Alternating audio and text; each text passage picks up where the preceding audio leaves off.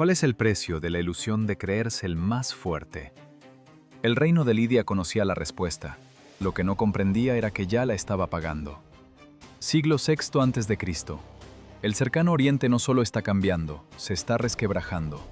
El imperio asirio, que mantuvo a medio mundo bajo su puño durante 3 siglos, se desmoronó en menos de 20 años.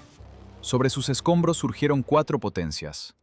El imperio neobabilónico al sur, Egipto al oeste, el imperio medo al norte y al este, y el reino de Lidia, en el extremo de Anatolia, a orillas del mar Egeo. El mapa del mundo ha sido redibujado. Las nuevas fronteras aún no han tenido tiempo de estabilizarse, y en ese intervalo habita la guerra. El Jalis no es solo un río, es una línea que no se puede cruzar sin consecuencias. Al oeste se extienden las tierras del reino de Lidia, al este, la esfera de influencia del imperio medo. Heródoto la llama la frontera establecida. Pero una frontera que 2 reyes reclaman como establecida al mismo tiempo, deja de ser un límite para convertirse en un pretexto. Alíates, rey de Lidia, ascendió al trono alrededor del año 610 a.C., joven y enérgico.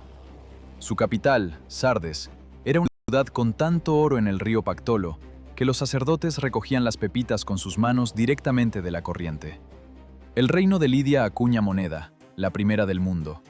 No es solo comercio, es el poder de fijar el precio de las cosas. Y Alíates conoce bien ese precio. Siahares es un hombre distinto. Rey del imperio medo, él no comercia, él conquista. Fue su ejército el que, en el año 612 a.C., borró a Nínive, la capital de Asiria, de la faz de la tierra. Heródoto lo describe como el primero en organizar el ejército asiático en cuerpos de lanceros, arqueros y caballería, asignando a cada uno una tarea específica. No es solo una reforma, es traducir la guerra del lenguaje del valor al lenguaje de la mecánica. 2 hombres así no pueden coexistir mucho tiempo sin poner a prueba quién tiene más peso. El pretexto surgió por sí solo. Siahares tenía en su corte a cazadores escitas, nómadas hábiles en el reconocimiento y la persecución. Un día regresaron sin presa, y Siahares, según el relato de Heródoto, los insultó públicamente. Los escitas respondieron matando a uno de los jóvenes medos asignados a su entrenamiento, prepararon su carne como si fuera caza y se la sirvieron al rey a la mesa. Tras el acto, huyeron a Lidia bajo la protección de Alíates. Alíates se negó a entregarlos. Siahares insistió. Alíates volvió a negarse. No fue un error diplomático, fue una elección. Alíates sabía que ceder significaría humillarse ante su poderoso vecino del este. Lo sabía y aún así se negó. O bien confiaba plenamente en su fuerza, o bien subestimó la de Siahares. La historia no conservó sus palabras, solo su decisión y las consecuencias que trajo consigo. Alrededor del año 590 a.C., las tropas medas cruzaron el Alís. No lo hicieron con prisas ni en secreto. Las columnas avanzaban por los pasos de Capadocia a plena vista. Alíates movilizó a su ejército para enfrentarlos. Los primeros choques, de tanteo y reconocimiento, no arrojaron un vencedor claro. Ambas partes se retiraron, se reagruparon y volvieron a avanzar hacia el río. La guerra comenzó sin una batalla campal. Empezó con un pulso mutuo, y ese es el inicio más peligroso posible, porque una guerra así no termina rápido. Mientras en Sardes los consejeros de Alíates calculaban las reservas de grano y bronce para la próxima temporada, en Ecbatana Siahares ordenaba el avance de los primeros túmenes de caballería hacia la Lys. Ambas capitales creían en una guerra corta. Ambas se equivocaron. El río los esperó 5 años. El río los esperó 5 años. Y durante ese tiempo cobró su tributo. La guerra de posiciones no es algo que se enseña en las academias militares. Es la lenta destrucción de todo: personas, ganado, cosechas y la voluntad de resistencia. El imperio medo y el reino de Lidia no lograban doblegarse mutuamente en campo abierto. La caballería meda era más veloz, la infantería lidia más resistente. Cada vez que un bando intentaba forzar una batalla decisiva, el otro maniobraba o se retiraba a posiciones fortificadas. El frente no se movía, solo moría la gente en él. Las zonas fronterizas de Capadocia se convirtieron en una franja de tierra quemada. Las aldeas no se reconstruían, carecía de sentido. El asentamiento que hoy alimentaba a una guarnición lidia, mañana sería incendiado por una patrulla meda. Pasado mañana, los carroñeros sin insignias llegarían a las cenizas. El registro arqueológico muestra evidencias de incendios masivos en los asentamientos de esta región, precisamente en la primera mitad del siglo VI a.C. No fue uno solo, fueron varios, uno tras otro.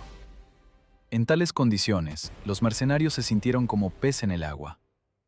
A ambos ejércitos se unieron contingentes de soldados profesionales, griegos de las polis jónicas, carios, frigios. No luchaban por una idea, sino por plata y botín. Uno de estos destacamentos, cuya fuerza exacta no especifican las fuentes, aunque se habla de varios cientos de hombres, se infiltró profundamente en la retaguardia lidia, en las estribaciones de Capadocia. Fue una incursión audaz, mediante una marcha nocturna por senderos de cabras. Al amanecer, capturaron un pequeño asentamiento fortificado. Las puertas cayeron en un ataque directo. La guarnición fue tomada por sorpresa. Durante varias horas, el destacamento saqueó los almacenes. La victoria parecía absoluta. Entonces llegaron los refuerzos lidios. La ruta de escape fue bloqueada rápidamente. Las patrullas de caballería conocían mejor el terreno. Los mercenarios intentaron atrincherarse en el asentamiento capturado y lo defendieron, al parecer, durante unos 2 días. Luego, los muros dejaron de ser una protección. El destacamento fue aniquilado casi por completo. Su triunfo momentáneo se convirtió en una trampa que ellos mismos habían tendido. La incursión no dejó nada, salvo bajas y un pueblo reducido a cenizas. Fue una escena típica de esa guerra: audacia, éxito instantáneo y aniquilación. Mientras los soldados morían en las colinas de Capadocia, muy cerca se desarrollaba otra historia. El imperio neobabilónico y Cilicia no participaban formalmente en el conflicto. De hecho, comerciaban con ambos bandos simultáneamente. Los mercaderes babilonios llevaban metales y lino a Sardes, mientras las mismas redes comerciales suministraban forraje a los túmenes de caballería medos en la orilla oriental del Jalis. Los intermediarios cilicios cobraban por el paso de las caravanas a través de su territorio a ambos ejércitos, sin importar las banderas. Heródoto no califica esto como traición, simplemente constata un hecho. Cilicia y Babilonia terminarían actuando como mediadores en las negociaciones de paz.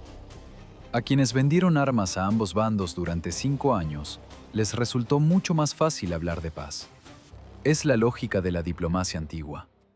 Al final del tercer año de guerra, los rumores sobre el agotamiento de ambos ejércitos se extendieron por toda Anatolia. Los comerciantes que regresaban de las fronteras decían lo mismo. Los almacenes lidios estaban a medio llenar y los caballos medos perdían peso cada temporada. Ningún bando podía permitirse otra campaña prolongada sin un reabastecimiento serio, pero ninguno quería admitirlo en voz alta. Alíates realizó una reagrupación. Retiró parte de las guarniciones de las fronteras lejanas y concentró su infantería pesada cerca de los vados del Jalis. No fue una retirada, fue el cierre de un puño antes de lanzar el golpe. Ciaxares hizo lo propio. Los túmenes de caballería se aproximaron al río. Los campamentos en la orilla oriental crecieron y los exploradores intensificaron las incursiones en la orilla occidental. Ambos reyes se preparaban para lo que habían evitado durante 5 años: una batalla general. Ambos comprendían que otra temporada de guerra así los obligaría a alimentar a sus ejércitos a expensas de sus propias provincias, lo que provocaría rebeliones. Y las rebeliones significaban el fin, no del enemigo, sino de ellos mismos. La guerra de desgaste los había consumido. El Jalis se había convertido en un lazo que ellos mismos se habían echado al cuello, y ahora tiraban de extremos opuestos. El Jalis se volvió un lazo. Pero a 300 kilómetros al oeste, un hombre ya sabía cuándo se apretaría. Mileto, una ciudad portuaria jonia en la costa Egea, formalmente bajo influencia lidia, pero en realidad un taller intelectual del mundo antiguo. Allí no se construían templos más altos que los de los vecinos. Allí se hacían preguntas que incomodaban a los sacerdotes. ¿De qué está hecho el mundo? ¿Por qué se desborda el Nilo? ¿Es posible predecir el movimiento de los astros sin recurrir a la voluntad de los dioses? Tales de Mileto se planteaba esas preguntas y encontraba respuestas. No era un ermitaño. Heródoto lo menciona como un hombre práctico. Tales propuso a las polis jonias una alianza política contra la inminente amenaza lidia. Las polis se negaron, pues cada una se creía lo suficientemente fuerte por sí sola. Tales tomó nota de este rechazo y volvió a sus tablillas. Eran tablillas babilonias. Los sacerdotes de Babilonia habían registrado durante siglos el movimiento de los cuerpos celestes con una precisión inalcanzable para los griegos. Conocían la periodicidad de los eclipses lunares y el ciclo Saros, 18 años y 11 días, tras los cuales los eclipses se repetían en una secuencia predecible. Estos registros se guardaban en los archivos de los templos como conocimiento sagrado, accesible solo para los iniciados. Tales tuvo acceso a ellos. Las fuentes no especifican cómo, pero probablemente fue a través de los vínculos comerciales de Mileto con Babilonia. Tomó esos datos, aplicó cálculos geométricos y obtuvo una fecha. Los astrónomos modernos, trabajando en retrospectiva, la han establecido con precisión. El 28 de mayo del año 585 a.C. Un eclipse solar total, visible desde el centro de Anatolia. Tales predijo el año, quizás incluso con precisión estacional. Aristóteles menciona esta predicción, y Heródoto confirma el hecho del eclipse y su impacto en los ejércitos combatientes. No es una leyenda, es un hecho astronómico verificable superpuesto a una fuente histórica. Lo que Tales hizo con ese conocimiento es un asunto más complejo. Al parecer dio aviso. Diógenes Laercio escribe que Tales predijo un eclipse solar a los jonios. No a los reyes, sino a los jonios, a personas que podían entender que se trataba de mecánica celeste y no de la ira divina. Explicárselo a los reyes era inútil. Alíates, en ese momento, trasladaba su infantería pesada a los vados. Ciaxares acercaba sus túmenes de caballería a la orilla oriental del Jalis. Ambos se preparaban para el choque decisivo. A un hombre que llegara con historias sobre el movimiento de la luna, en el mejor de los casos, lo habrían ignorado. Los sacerdotes reaccionaron de otra forma, pero no mejor. Predecir un eclipse sin rituales, sin sacrificios y sin invocar al dios patrón del astro parecía una blasfemia. El conocimiento obtenido por el cálculo, y no por la revelación, era peligroso. Privaba a los sacerdotes del monopolio sobre la explicación del mundo. Si los astros se mueven según leyes accesibles a la mente humana, ¿para qué se necesita un intermediario entre el hombre y el cielo? Tales continuó su trabajo. Midió la altura de las pirámides de Egipto mediante la longitud de su sombra. Explicó la atracción del imán a través de un concepto que los griegos traducían como alma, refiriéndose a una propiedad intrínseca de la materia. Buscó el principio primordial del mundo en el agua, no como un poeta, sino como un observador que notaba que la vida siempre comienza con la humedad. Fueron los primeros intentos de explicar la naturaleza a través de la naturaleza misma, y no mediante la voluntad de seres invisibles. Pero en el año 586 a.C., cuando faltaba apenas un año para el eclipse predicho, nadie en Anatolia escuchaba a Tales. En Sardes se fundían nuevas puntas de lanza. En Ecbatana se contaba el número de caballos de guerra. Ambos ejércitos avanzaban hacia el Jalis con la firme intención de resolver el conflicto por la fuerza antes del invierno. Los cálculos de Tales permanecían sobre su mesa. La fecha estaba fijada. La mecánica celeste no pedía permiso a los reyes, simplemente seguía su órbita, dirigiéndose hacia donde dos ejércitos ya afilaban el bronce antes de la batalla final. La mecánica celeste seguía su curso. En la Tierra, nadie la esperaba. Allí se realizaba un trabajo de otra índole. Primavera del año 585 a.C. El Jalis se desheló antes de lo habitual. Las aguas de deshielo de las mesetas de Capadocia elevaron el nivel del río varios codos. Los vados que los exploradores de ambos bandos habían marcado en mapas de cuero durante las temporadas previas quedaron sumergidos. Esto significaba una sola cosa: cualquier cruce requería embarcaciones o esperar a que el nivel bajara. Ambos ejércitos esperaron, y ambos aprovecharon el tiempo. Los exploradores medos actuaron primero. Pequeños grupos de caballería, de 10 o 15 jinetes, remontaban el río buscando bajíos y tanteando la orilla occidental. La misión era concreta: localizar las posiciones de los destacamentos lidios, determinar su número y encontrar el punto débil de la línea defensiva. Varios de estos grupos se adentraron profundamente en la orilla occidental sin hallar resistencia. Parecía un éxito, Los exploradores enviaron un mensajero al campamento principal. La orilla está desprotegida. Los destacamentos son escasos y hay un vado a 2 horas de cabalgata al norte del cruce principal.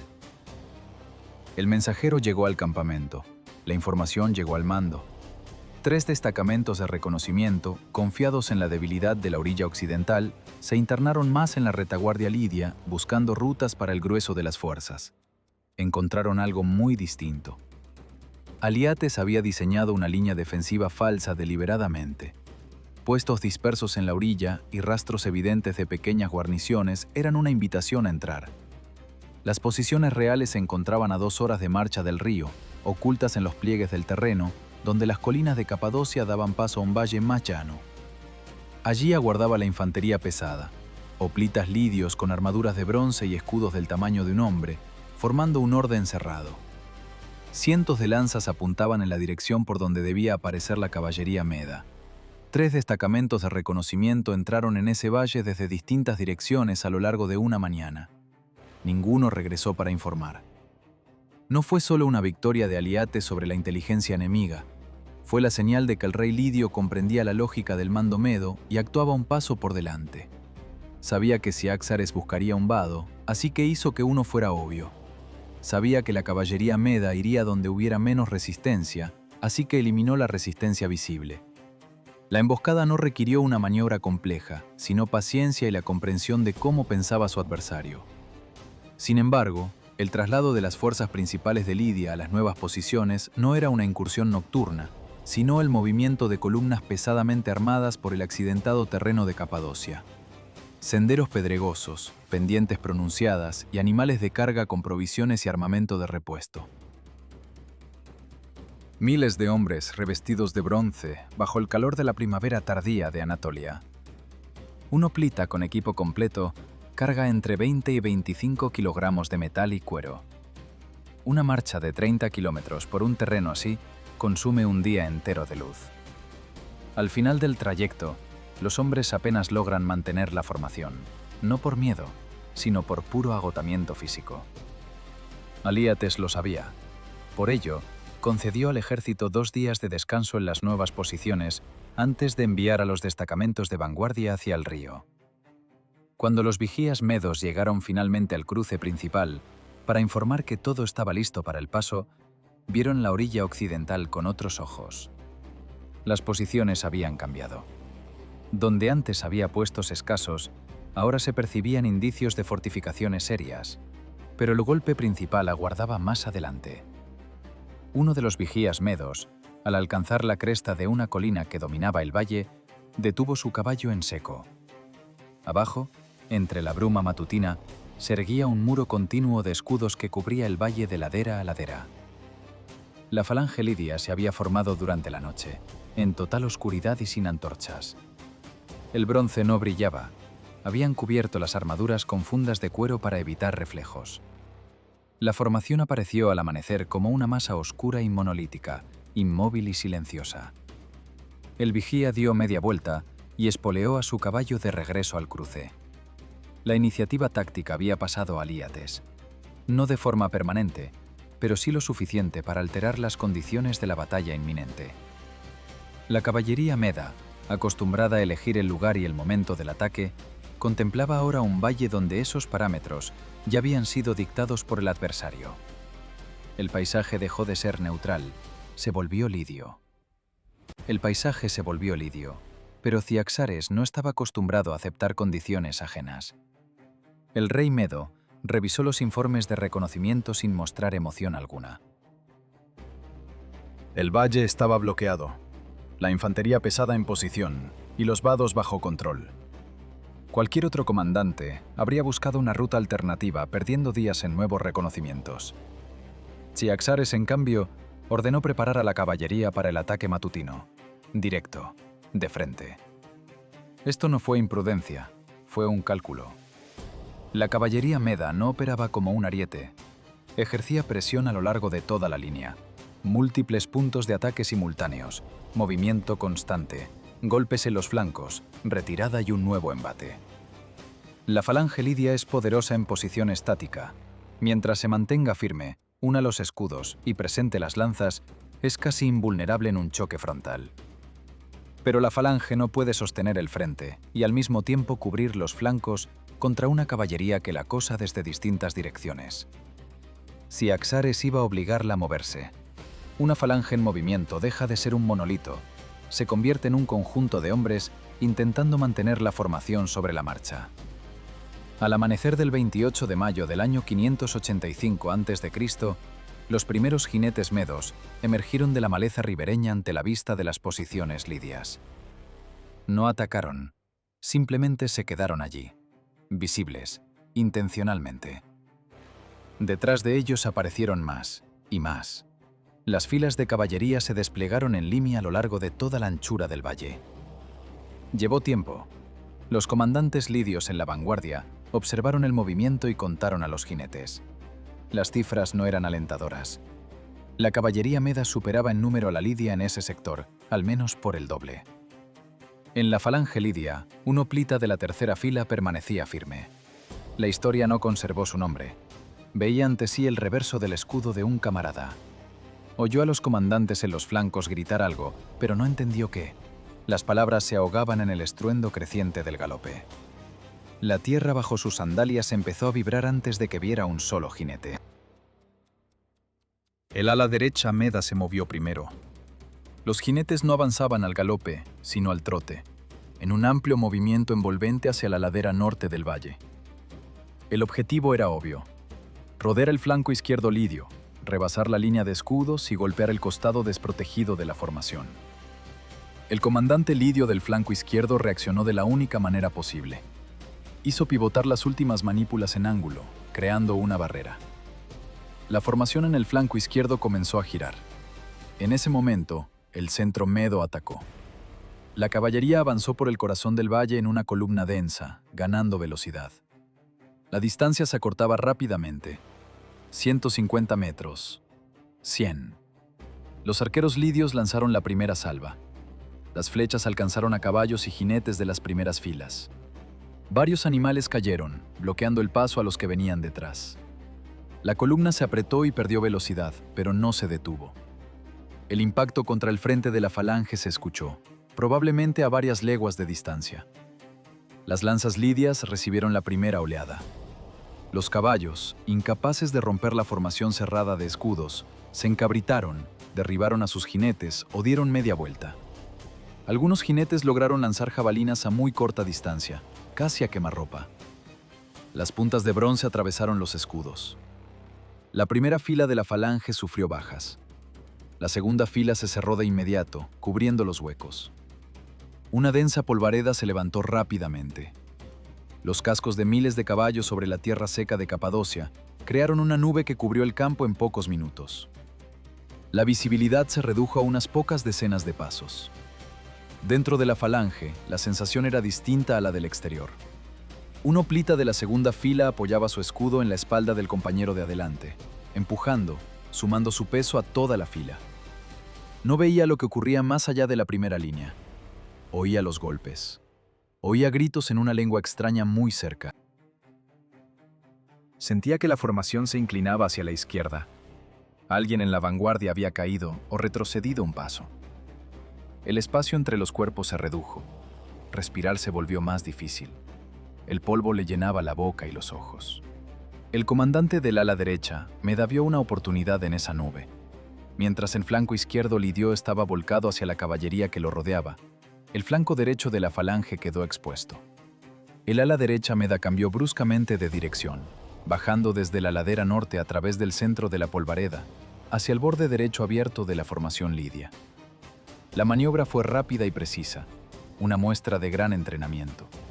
El flanco derecho lidio advirtió la presencia de la caballería entre el polvo demasiado tarde.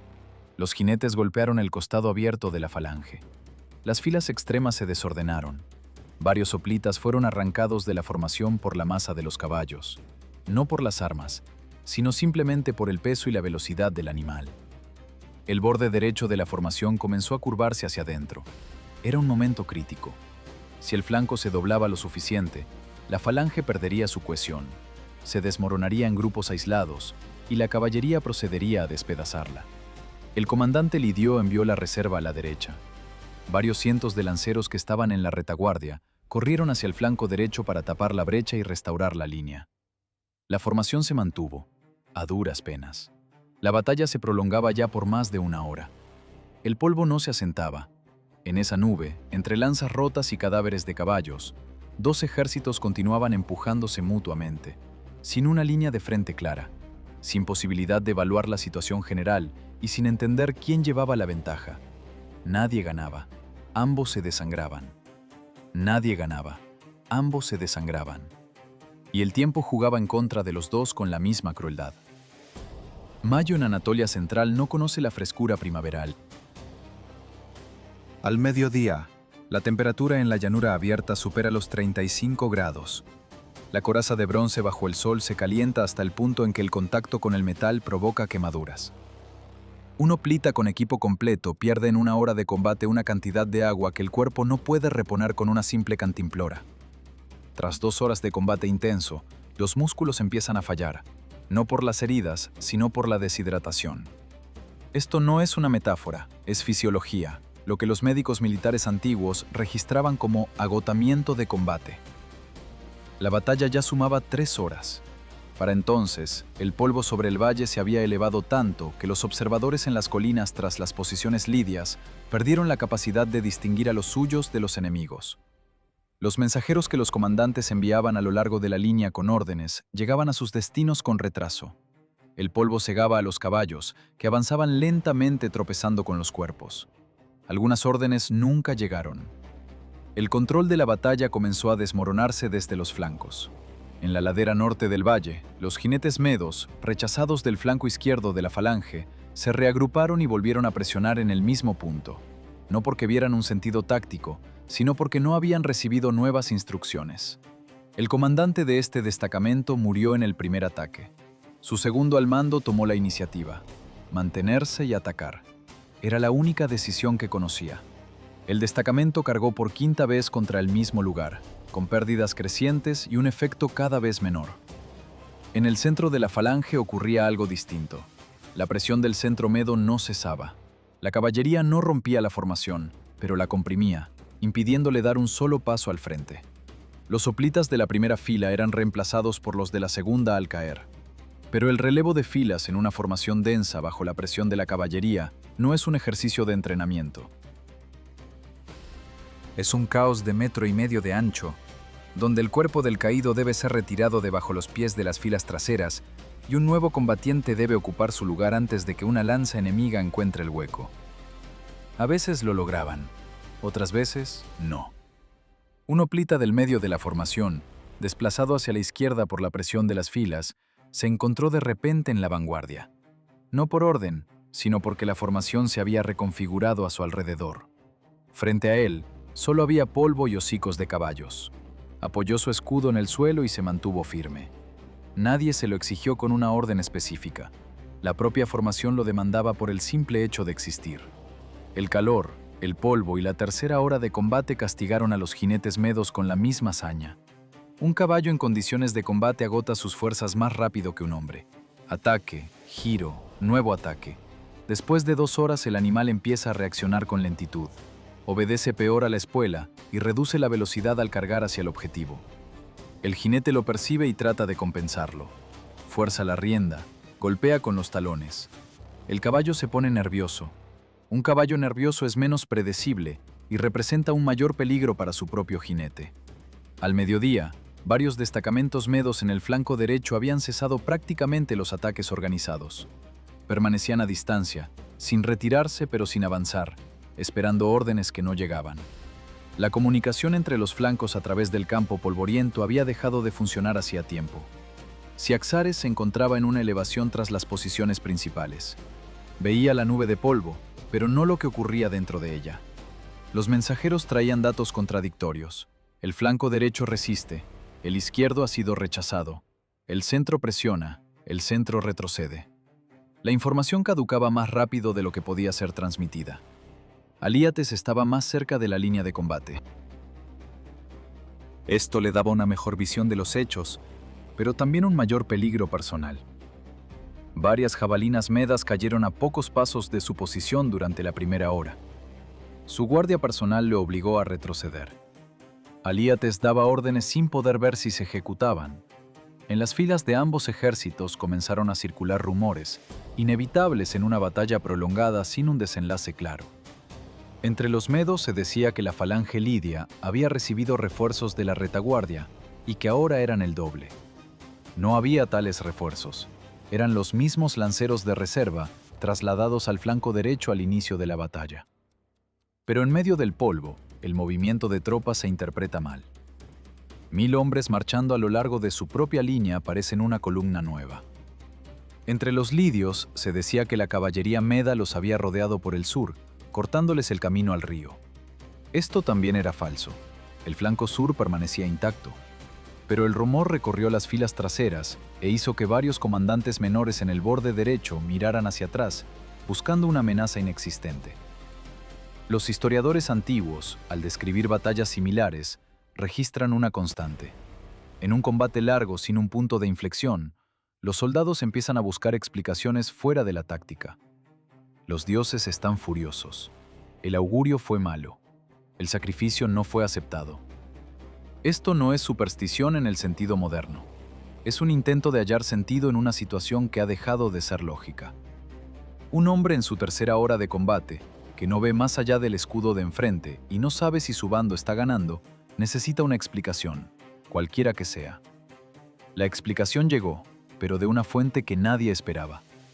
El sol estaba en su cenit. De pronto, algo cambió en la luz sobre el valle. No fue inmediato, sino gradual, como si una nube cubriera el borde del disco solar. Pero el cielo estaba despejado. El cielo estaba despejado, pero la luz cambiaba. Y nadie entendía aún por qué. Los comandantes de ambos bandos recurrieron a lo último que les quedaba. No a la táctica, pues ésta se había disuelto en el polvo hacía tiempo, sino a las promesas. Así describen las fuentes antiguas la fase final de las batallas prolongadas. Cuando la maniobra es imposible, entran en juego las palabras. Los heraldos del campamento medo recorrieron las filas traseras con el mismo mensaje de Ciaxares. Quien rompiera primero la línea lidia recibiría una parte del botín de Sardes. El oro del Pactolo. Una cifra concreta, proclamada en voz alta, suficiente para comprar tierras y no volver a empuñar un arma jamás. Esto no era retórica. Era un contrato pronunciado ante testigos. En el ejército medo servían mercenarios que conocían el valor de la palabra del rey y el precio de una promesa rota. Escucharon con atención. Alíates hizo lo propio, pero de otra manera. No prometió oro. Ordenó transmitir a las primeras filas de la falange un mensaje. El flanco derecho medo se retira. Era una verdad a medias. El ala derecha enemiga efectivamente había cesado los ataques y se mantenía en su sitio. Llamarlo retirada era una exageración. Pero un hoplita en la tercera hora de combate, que no ve nada tras el escudo de su vecino, no puede verificar las palabras del comandante. Solo puede decidir si creer o no. La mayoría creyó. La formación se apretó un poco más. Un paso al frente se hizo posible. Ese paso les costó caro a las primeras filas. Los jinetes medos que mantenían la presión en el centro vieron el avance de la falange y reaccionaron al instante. Una carga frontal y, de nuevo, el impacto contra los escudos. La primera fila lo recibió con bajas. 2 hoplitas cayeron. El tercero resistió, pero perdió su lanza. El asta se quebró al chocar contra el cuerpo del caballo. Desenvainó su espada corta y se mantuvo firme en la formación. Esto no es heroísmo, es falta de opciones. Un paso atrás significaba la muerte bajo la lanza de un camarada de la fila posterior, que no habría podido frenar la inercia del avance. Para entonces, el bronce había dejado de brillar. Estaba cubierto de polvo, sangre seca y las muescas de los golpes recibidos.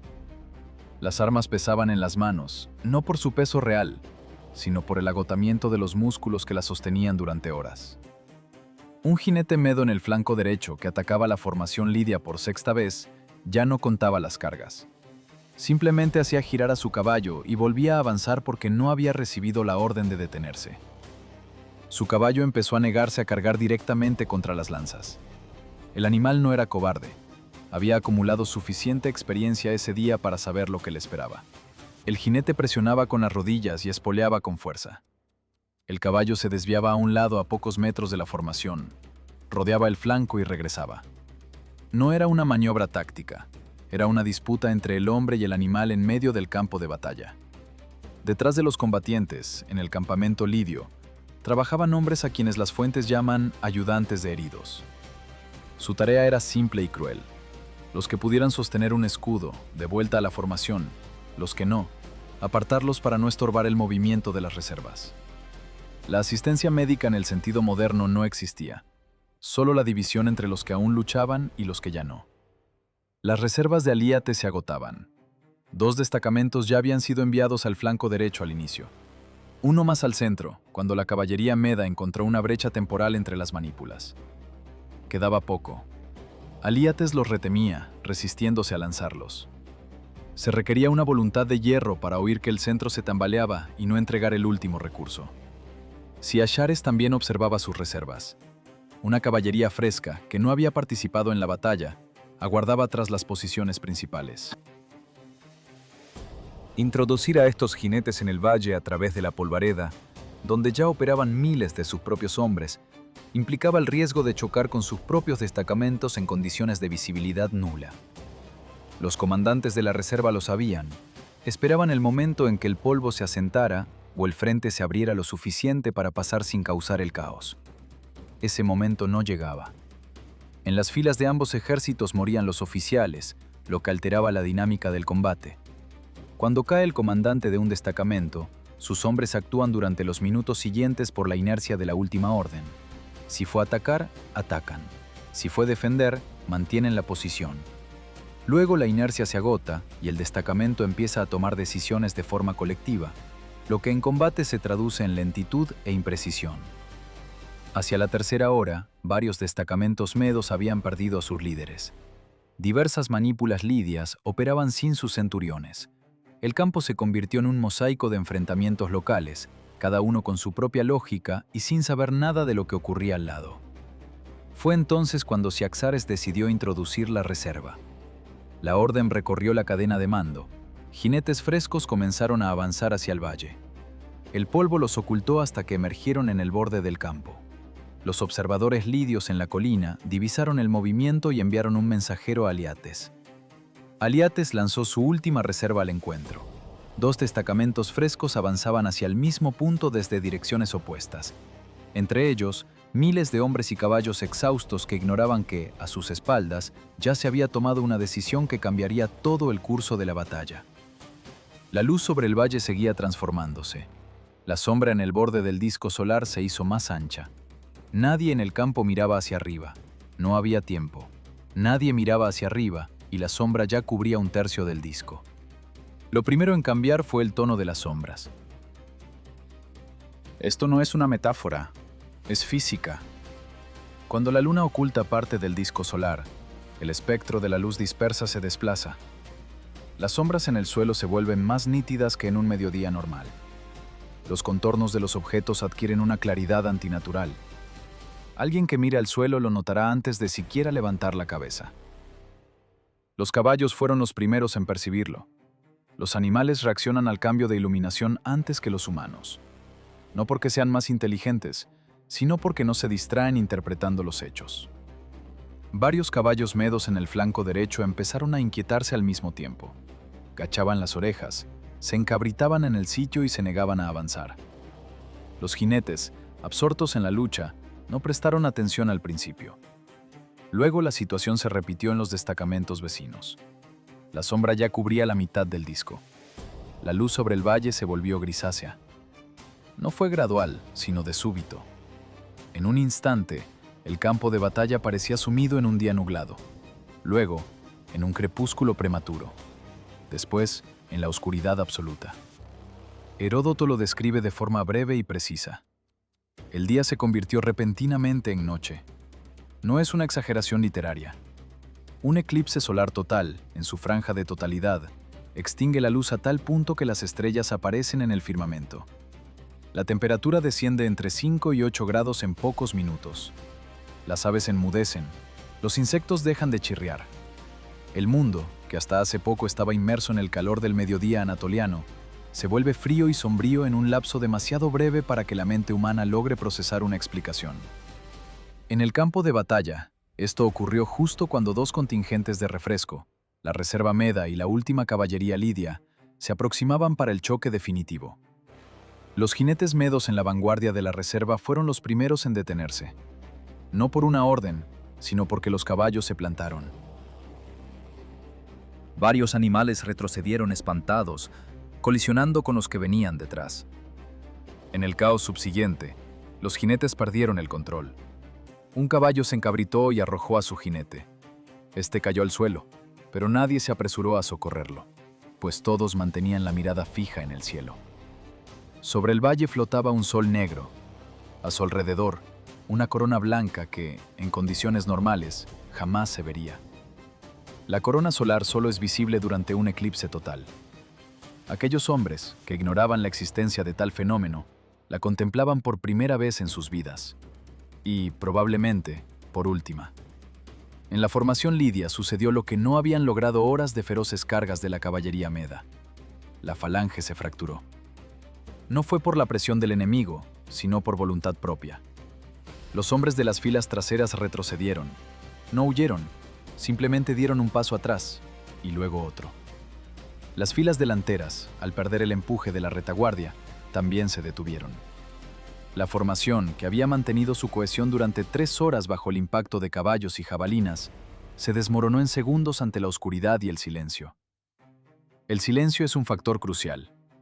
Heródoto no lo menciona explícitamente, pero es inevitable.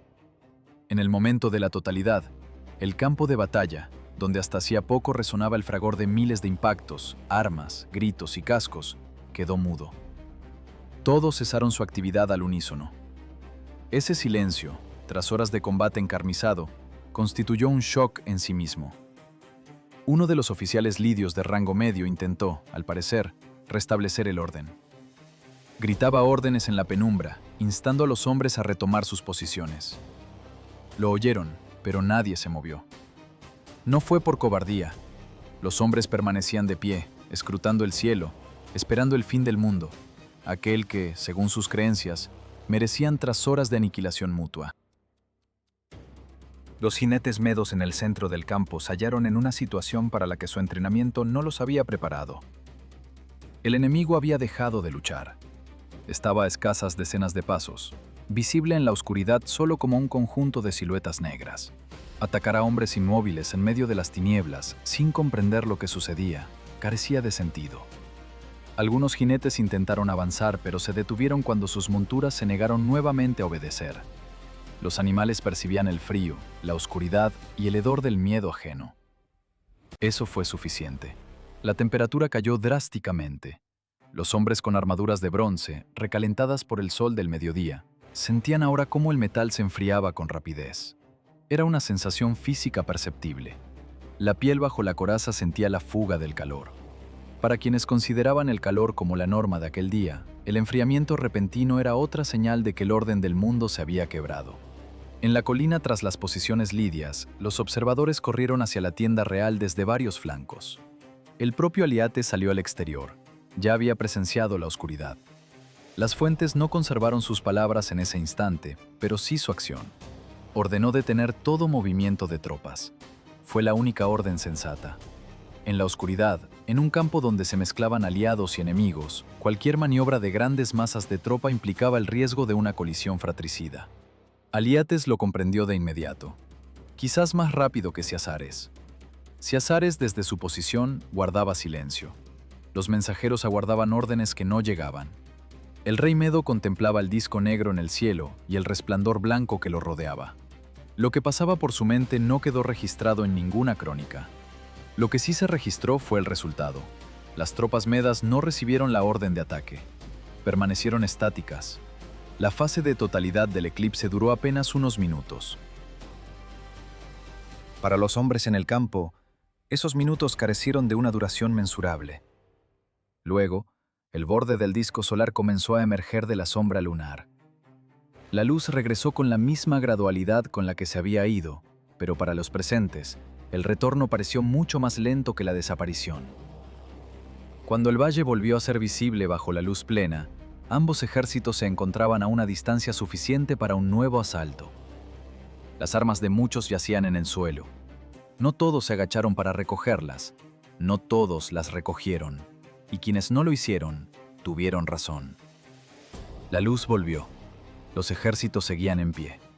Nadie dio la orden de reanudar el combate. No porque los reyes hubieran sentido un repentino afecto mutuo, sino porque ninguno comprendía lo que acababa de ocurrir, y ninguno deseaba ser quien diera el siguiente paso hacia lo desconocido. Es una pausa que los historiadores militares denominan vacío táctico. Un momento en el que ambas partes pierden el impulso simultáneamente y ninguna es capaz de recuperarlo sin un estímulo externo. Normalmente, un vacío así lo llena un disparo fortuito, un grito aislado o el movimiento de un jinete solitario. Esta vez, lo llenaron dos hombres que habían pasado el día no en el frente, sino en la retaguardia, con los suministros. Cienés de Cilicia llegó al lugar de la batalla antes del amanecer. Oficialmente, como observador, de hecho, como alguien interesado en que la guerra terminara. Cilicia comerciaba con ambas partes desde hacía 5 años. La continuación del conflicto garantizaba ingresos, pero el agotamiento total de ambos reinos significaba el colapso de las rutas comerciales que alimentaban a Cilicia mejor que cualquier guerra. Cienés hizo sus cálculos. La paz era más rentable. Labinet llegó en representación del imperio neobabilónico. Heródoto lo menciona directamente como un mediador enviado por el rey babilonio. Babilonia tenía su propio interés en la estabilidad de Anatolia. Las rutas comerciales hacia el oeste atravesaban precisamente esas tierras. 5 años de guerra ya habían socavado el comercio babilonio. Otros 5 amenazaban con reconfigurar las rutas de tal modo que no se recuperarían en una generación. Ambos mediadores se encontraban en el tren de bagajes del ejército lidio cuando ocurrió el eclipse. Ambos presenciaron la parálisis de las tropas. Ambos llegaron a la misma conclusión y lo hicieron rápido. Cienés se dirigió primero a las posiciones lidias. Alcanzó a Aliates antes de que la luz se restableciera por completo. La conversación fue breve. Aunque las fuentes no conservaron el diálogo literal, sí el resultado. Aliates accedió a negociar con la condición de que las tropas medas permanecieran en la orilla oriental del Jalis hasta concluir las conversaciones. Era una condición fundamental. Aliates no suplicaba la paz, dictaba los parámetros. Incluso con su ejército inmóvil tras 3 horas de combate, el rey lidio seguía negociando. Labinet cruzó hacia las posiciones medas con una señal de tregua. Ciaxares lo recibió sin demora, un hecho revelador por sí mismo. El rey medo, que durante 5 años no había hecho concesión alguna, escuchó al mediador babilonio el mismo día en que el cielo oscurecido obligó a su ejército a deponer las armas. Heródoto consigna que Ciaxares aceptó las negociaciones. Las condiciones se discutieron directamente en la ribera del Jalis, mientras ambos ejércitos permanecían en el campo. No fue diplomacia de salón con semanas de intercambio de misivas. Fue una negociación a lo ancho del río, con decenas de miles de hombres armados a ambos flancos. Los mediadores actuaron con celeridad. Mientras tanto, en el campo ocurría lo que siempre sucede tras el cese de un combate activo sin una victoria clara. Los hombres se sentaban en el suelo. No por orden superior, sino porque las piernas simplemente dejaban de sostenerlos. Varios jinetes medos desmontaron y dieron de beber a sus caballos de sus propias cantimploras. Los hoplitas lidios se despojaron de sus cascos. Bajo ellos aparecieron rostros empapados en sudor, hombres que durante 3 horas se habían empujado y herido, y que ahora descansaban a escasos pasos de sus enemigos sin hacer nada. No hubo confraternización, pero nadie volvió a alzar las armas. Las negociaciones en la orilla del Jalis duraron al parecer varias horas. Al anochecer, se acordaron los términos. La paz requería un sello sagrado. Heródoto describe el procedimiento con precisión. Los reyes se hicieron incisiones en los brazos y mezclaron su sangre. Era un ritual estándar del Próximo Oriente para ratificar un tratado. No un gesto simbólico, sino un acto legalmente vinculante en el sistema de valores de ambos reinos. Violar un tratado sellado con sangre no solo implicaba traición política, sino una guerra contra los dioses invocados como testigos. Aliates y Ciaxares, en la ribera del río que durante 5 años había sido la causa de la discordia, realizaron el ritual. A sus costados, 2 ejércitos diezmados que no alcanzaban a comprender quién había vencido. Los mediadores permanecían cerca, en silencio. La frontera fue ratificada. El Halis seguiría siendo la línea divisoria entre el reino de Lidia y el Imperio Medo. Ninguna de las partes obtuvo ganancias territoriales. 5 años de guerra, decenas de miles de muertos en ambos bandos, provincias fronterizas devastadas, ejércitos agotados, almacenes vacíos. El resultado, el statu quo se mantuvo exactamente donde estaba antes de iniciar la contienda. Sienés y la Vinette obtuvieron lo que buscaban. Las rutas comerciales permanecieron abiertas. Sus nombres pasaron a la historia de la mano de Heródoto como los mediadores que detuvieron la guerra. Fue la mejor inversión de sus vidas. Llegar a tiempo y pronunciar las palabras correctas en el momento en que ambos monarcas estaban demasiado conmocionados por el cielo oscuro como para objetar. Esa noche, en la ribera del Halis, reinó el silencio. Las hogueras ardían en ambas orillas. Los ejércitos se disponían a pernoctar donde estaban. Nadie celebraba la victoria, porque no la hubo. Nadie lloraba la derrota, por la misma razón. La paz, gestada en el pavor a las tinieblas, yacía en la orilla del río junto a miles de hombres que nunca entenderían para qué los habían llevado allí. La paz yacía en la orilla, y los reyes comenzaron a idear cómo transformarla en victoria. Esto sucede siempre. Termina la guerra y comienza la labor de reinterpretación. Alíates y Ciaxares necesitaban una narrativa que explicara a sus súbditos por qué habían muerto durante 5 años. Una respuesta simple, la frontera no se movió, no era aceptable ni para Sardes ni para Ecbátana. La solución se halló pronto, un matrimonio dinástico. La hija de Alíates, cuyo nombre no conservaron las fuentes, fue prometida en matrimonio a Astiages, hijo de Ciaxares. Heródoto registra este hecho sin comentarios. Un enlace entre casas que durante un lustro intentaron aniquilarse convertía la guerra en el preludio de una alianza. Políticamente, fue un movimiento elegante.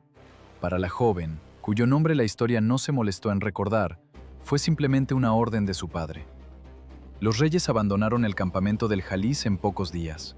Los ejércitos se retiraron de sus posiciones y marcharon a casa, hacia el oeste y el este. En su trayecto por los contrafuertes de Capadocia, las columnas pasaban junto a aldeas calcinadas que nadie había reconstruido en años. Los soldados marchaban entre las cenizas de su propia guerra. Ningún comandante explicó a la tropa por qué regresaban a casa en lugar de avanzar. No hacían falta explicaciones. Los hombres marchaban, y eso bastaba. En Mileto, Tales recibió la noticia del fin de la guerra y del eclipse que detuvo la batalla. Las fuentes no registraron su reacción. Diógenes Laercio escribe que la predicción del eclipse le otorgó a Tales un prestigio imperecedero en vida. Probablemente sea una subestimación. Un hombre que calculó la fecha de un evento celestial con la precisión de 1 año se convirtió, a ojos de sus contemporáneos, en una figura situada en la frontera entre el conocimiento humano y algo trascendental. Pero el propio Tales lo veía de otra manera. Él no predijo una intervención divina. Calculó el movimiento de los cuerpos celestes basándose en efemérides babilónicas y geometría griega. La diferencia es fundamental. Los sacerdotes decían, los dioses detuvieron la guerra. Tales sabía, la luna se interpuso entre la tierra y el sol, siguiendo una órbita que no depende de los deseos de dioses, reyes o sacerdotes. Ese movimiento ocurría antes de la existencia del reino de Lidia y continuaría ocurriendo mucho después de que del Imperio Medo no quedara piedra sobre piedra. La mecánica celeste ignora las guerras en el Halis. Precisamente ese conocimiento fue el que Tales transmitió a sus discípulos en Mileto. Anaximandro escribía, Anaxímenes escuchaba. Varias décadas después, esta tradición de pensamiento, explicar la naturaleza a través de la naturaleza y no mediante la voluntad de seres con pasiones humanas, se convertiría en lo que la posteridad llamaría filosofía griega. El cimiento de esta tradición se colocó sobre tablas babilónicas mientras los hombres morían en Capadocia. El costo de este cimiento no figura en ningún registro. Los historiadores que analizan las fuentes de la batalla del Halis coinciden en un hecho. Las bajas exactas de ambos bandos son desconocidas. Heródoto califica el evento de significativo, pero no aporta cifras. Las fuentes posteriores guardan silencio. Es un silencio elocuente. Ejércitos de decenas de miles de hombres por bando lucharon durante 5 años en una guerra de desgaste, para luego librar una batalla campal en el valle del Jalis.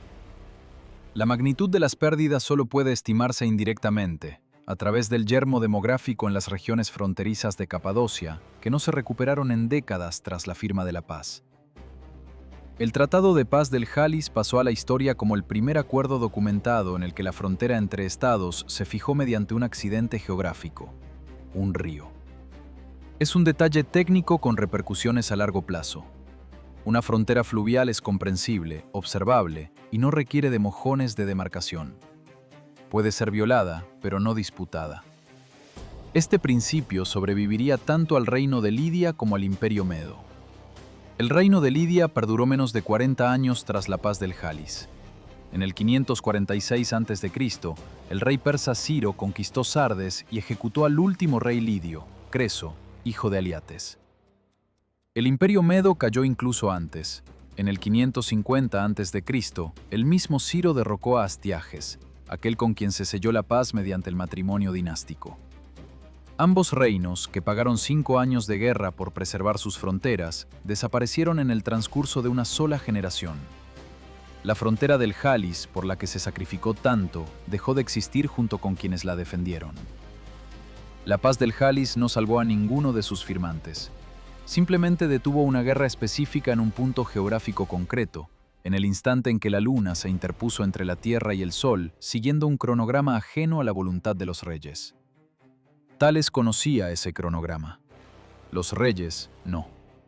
La brecha entre ellos era precisamente esa. No radicaba en la valentía, ni en la riqueza, ni en el número de lanzas, sino en el conocimiento de un hecho astronómico que alteró el desenlace de una guerra de años en unos pocos minutos de oscuridad. Heródoto, al consignar esta historia, no ofrece una moraleja. Se limita a constatar: ocurrió el eclipse, cesó la batalla, se firmó la paz. Una sucesión aséptica de hechos sin comentarios. La conclusión, sin embargo, es inevitable. 2 reyes llevaron a decenas de miles de hombres a morir por un río que a la postre ninguno conservaría. Juraron amistad eterna en la ribera del Jalis, mezclando su sangre, y ambos reinos se desvanecieron antes de que sus nietos envejecieran. El Cilo detuvo su guerra no por una intervención divina, sino porque la luna seguía su órbita, como siempre lo ha hecho. La luna ignoraba a Aliates, ignoraba a Ciaxares, ignoraba a los miles de hombres con armaduras de bronce que aguardaban en el polvo del valle de Capadocia. Y fue precisamente esa indiferencia lo que los detuvo a todos. El interrogante que esta historia deja abierto no concierne a los reyes ni a las fronteras. Les concierne a ustedes. Aquel día, en el campo del Jalis, hubo hombres que arrojaron sus armas ante lo que no comprendían. Ellos sobrevivieron. De quienes volvieron a empuñarlas nada se sabe. Las fuentes no se molestaron en contarlos. ¿Habrían arrojado ustedes sus armas en la oscuridad sin saber cómo terminaría todo? ¿O habrían preferido morir por una guerra que la sombra proyectada por un astro errante decidió detener?